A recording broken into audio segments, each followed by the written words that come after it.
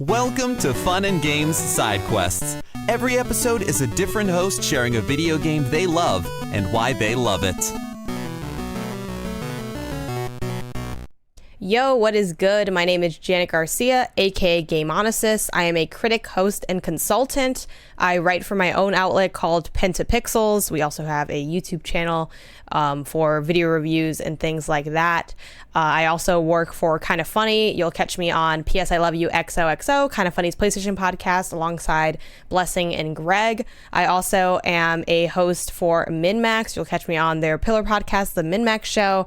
I also do a bunch of other content with that team, New Show Plus, the whole gambit. And again, outside of that, I do freelance stuff. I'll do consulting for different developers / publishers as needed. If people hit me up and they want me to consult on their game, happy to do it. I've been doing that for a while. And that basically encapsulates what I do. I guess I also stream on Twitch, and that's probably about everything I do. So critic, host, consultant, streamer, I guess is the one that I sort of forgot to add. And I have a Patreon. If you want to support the work I do, after hearing about the game that I really love, you get fired up, you feel inspired, it's patreon.com/gameonicist. And now with all that intro out of the way, I want to talk about a game that's near and dear to my heart. And that game is Super Mario World 2, Yoshi's Island. There's so much that I can say about this. Funnily enough, I feel like I've never really gotten the chance or made the time to talk at length about what this game means to me. I think a lot of people who may be familiar with my content know me as the person that loves like Jak and Daxter or Horizon or just Nintendo in general.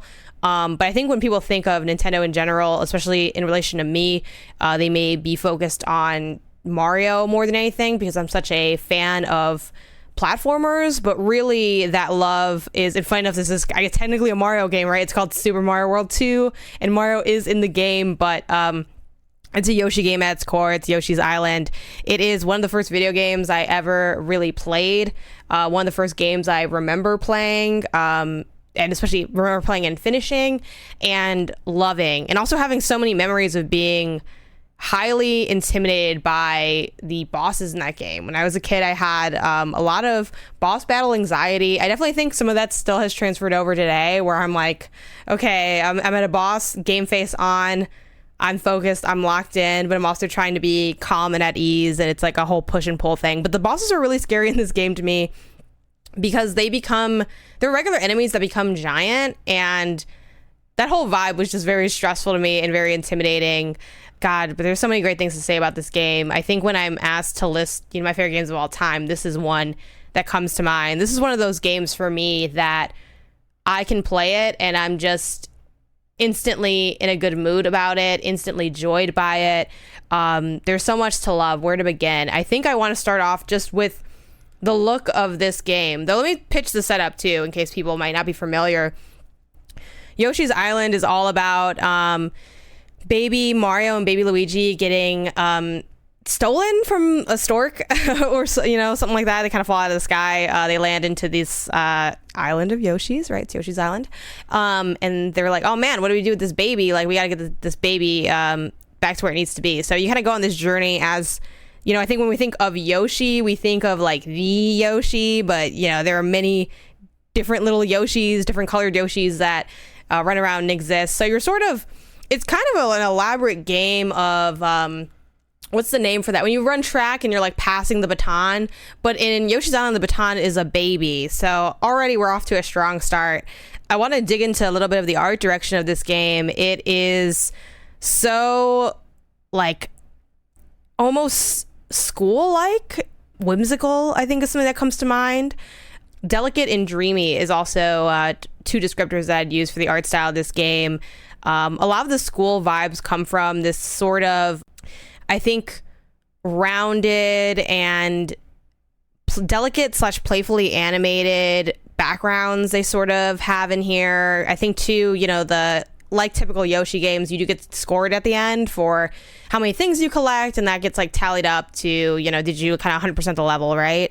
And that is presented on a chalkboard. I think that also adds to kind of like that dreamy effect. The UI of the different worlds and the different levels in those worlds is kind of reminiscent of a folder with multiple tabs or like an accordion style binder in a lot of ways.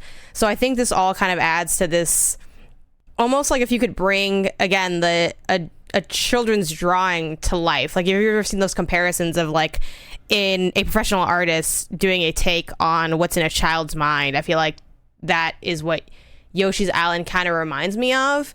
But at the same time, it maintains the sort of playfulness, the softness, the, again, childlike wonder. That is kind of the thing I keep coming back to when I am, over here looking at this art style. I think, too, you kind of see that in a little bit of the transitions between scenes within the levels as well.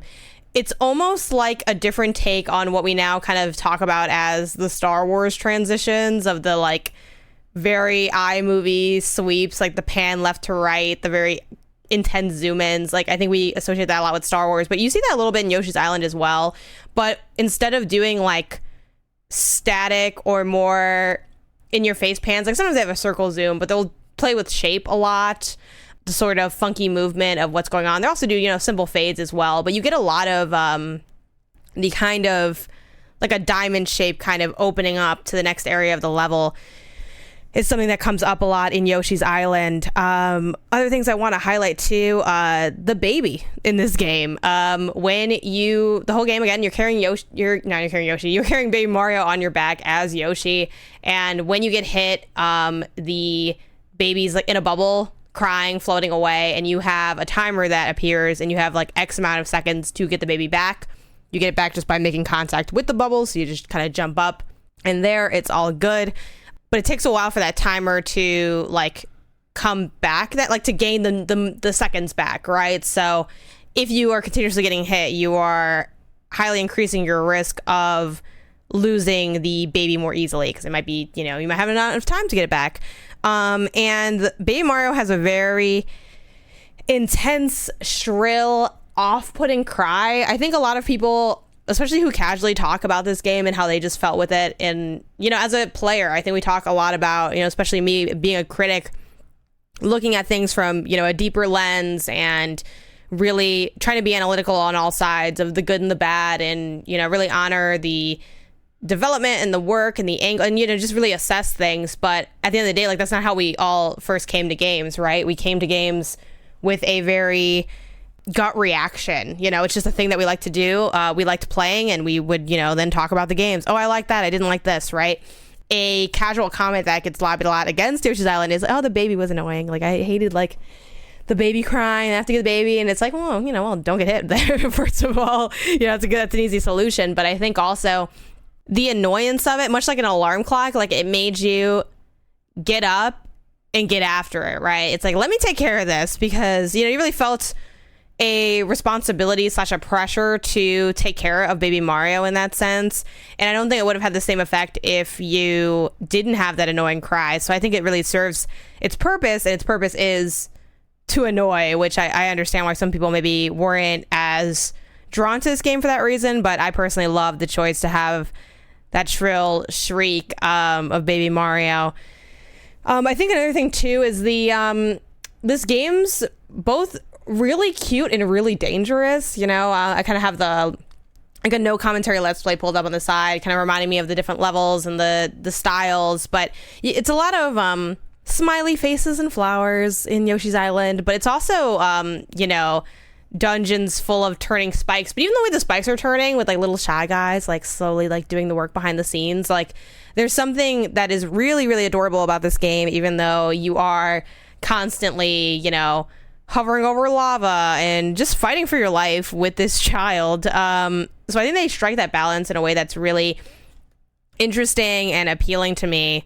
Something else I want to shout out, and some of these things can be said in general about the Yoshi's Island franchise, but the abilities, man, you get so many cool, funky abilities in this. Yoshi actually has a lot of Kirby energy. I think if you're someone that likes the transformations that Kirby has, like, obviously, or like somewhat unsurprisingly, Yoshi is not transforming as often as Kirby is. Like, in Kirby, the entire game is centered on the transformations, but Yoshi's got a lot of transformations too. Yoshi can be like a helicopter helicopter, a chopper, a submarine. Forgive me if I'm naming some that aren't in this. I don't have the full list of the transformations memorized in Super Mario World 2 Yoshi's Island specifically, but it just kind of gives you an idea. You have like a little mole one where you can kind of claw through, I don't know what you'd call it, the wall, I guess, right? Dirt. Funny enough, Nintendo loves their like little mole mitt abilities. I'm playing Minish Cap right now, and there's also some mole gloves in that. Light spoilers for Minish Cap. So you get a lot of cool abilities in this, like you do in a lot of Yoshi games. And probably the number one thing I think I like about this game is the music of it. The composer Koji Kondo just was really in their bag with the soundtrack. It's absolutely incredible. Even before I got more into listening to video game OSTs casually, you know, in my leisure time, getting records, getting more into that style of music, this always spoke to me. Like, I always absolutely adored the soundtrack. I could talk for a really long time about the individual songs, but I think I just want to shout out the castle song, specifically the first one that you encounter. One thing that's interesting about this is, despite being like a really cute, nice little game about Yoshi delivering Baby Mario over to where he needs to go, and, you know, everything's all smiley and cute, like I've mentioned before, this soundtrack is actually like really stressful to listen to. You do a front to back of this, and you're running like in the emotional gambit of everything. Like, it's the entire human condition lodged onto one adorable looking video game. Also, oh my god, shots of the little hat on Baby Mario that flaps when Yoshi runs. Lots of cute little details in this. But going back to the soundtrack, yeah, I was listening to it the other day because I'm like, I'm in the mood for Yoshi's Island, and it was too stressful for me to listen to. I'm like, I gotta come back to this later. And yeah, there's a lot of energy, there's a lot of dynamics in the soundtrack. I want to shout out that first castle boss track, because I think it's just such a good track. It starts with this really, and I urge y'all to go listen to it if you've never heard it before, but it starts so slowly. There's a lot of restraint, I think, in Koji Kondo's composition in this game. As someone that is learning music, getting more into music as someone that plays and hopefully will compose some songs of my own, starting to learn about what makes good composition has made me even further appreciate Kondo's work over time. There's a lot of restraint and patience in the way he's composed some of these tracks, with the castle song being definitely one of them, of having this slow, eerie emptiness that's sort of almost like a drum roll at the beginning of that track.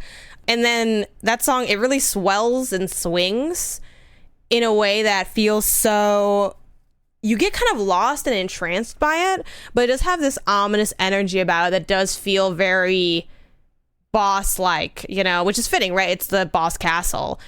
It's so spooky and dangerous and interesting, and it kind of like almost lulls you into a false sense of security before it really like kicks up and you feel a little bit of that evil underneath it. It really does feel like he is casting a spell with that song, and that's like what I think the fourth level or something of the game.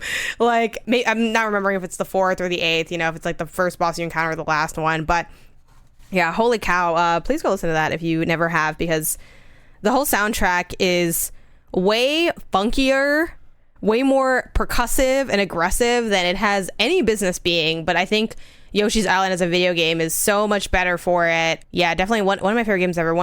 I think kind of one of the best games ever. I love Yoshi's Island. Before I wrap up, I do want to give some final shout outs. Again, the intimidating bosses, so much great boss design in this game.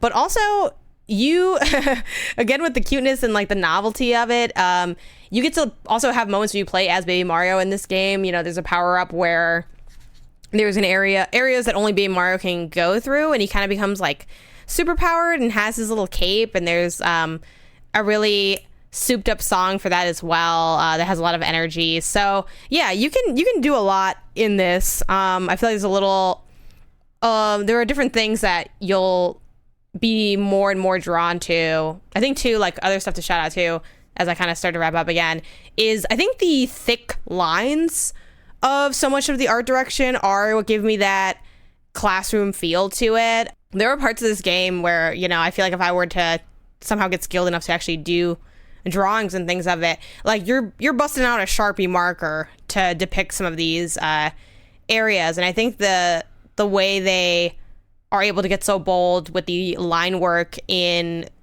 how the level art is what kind of gives it that feel. So yeah, y'all, that's Super Mario World 2 Yoshi's Island. I absolutely adore that game. There are so many more things that I could say about it, and you know, I hope to say more. I hope that I'm never done talking about this game. I think as I progress as a player, as a critic, there are more things that come to mind, more things to say. You know, I still have never 100% of this game. It's actually a pretty challenging game to do the 100% run of, but there's so many secrets in it. The design is just absolutely superb. So do yourself a favor. If it's been a while since you've played, or if you've never played, go check out Super Mario World 2 Yoshi's Island. I guarantee you will have a good time, or you will at least find something to appreciate in what they have going on there, because it is a game that's highly impressive and really has stood the test of time in so many ways. So definitely do yourself a favor, check it out, or at least hit up the soundtrack, right? Again, Koji Kondo, a really impressive score all around. So again, that was Super Mario World 2, Yoshi's Island. And as always, happy gaming. Hey there, Screen Beans. Have you heard about Screen Snark? Rachel, this is an ad break. They aren't screen beans until they listen to the show. Fine. Potential Screen Beans. You like movies and TV shows, right?